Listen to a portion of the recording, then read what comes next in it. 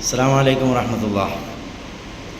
പരിശുദ്ധമായ റബീഉ വരവേൽക്കുവാൻ ലോകമെമ്പാടും മുസ്ലിം വിഭാഗവും ഇതര മറ്റു വിഭാഗങ്ങളൊക്കെ സഹകരിച്ചുകൊണ്ട് രാജ്യത്തിൻ്റെയും ലോകത്തിൻ്റെയും നാനാഭാഗങ്ങളിൽ ഒരുങ്ങിക്കഴിഞ്ഞിരിക്കുകയാണ്.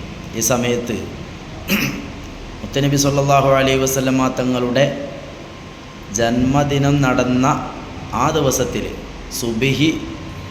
സുബഹിക്ക് മുമ്പായിട്ടുള്ള മൗലിദിൽ, അഥവാ വരുന്ന ചൊവ്വാഴ്ച രാത്രി സുബഹിയോടടുത്ത സമയത്തുള്ള മൗലിദിൽ എല്ലാ പള്ളികളിലും മദ്രസകളിലും സ്ഥാപനങ്ങളിലൊക്കെ വലിയ മൗലിദ് നടക്കുകയാണ്. ആ സമയത്ത് പ്രത്യേകമായി സത്യവിശ്വാസി ചെയ്യേണ്ട ഒരു പുതിയ കാര്യമാണ് ഞാൻ ഓർമ്മപ്പെടുത്തുന്നത്. അന്നേ ദിവസത്തിൽ ഒരു 10 രൂപ ആ നടക്കുന്ന മൗലിദിൻ്റെ സദസ്സിൽ നമ്മൾ വെക്കുക. മൗലിദ് കഴിഞ്ഞ് ആ 10 രൂപ എന്ന് പറഞ്ഞതൊരു ഉദാഹരണമാണ്.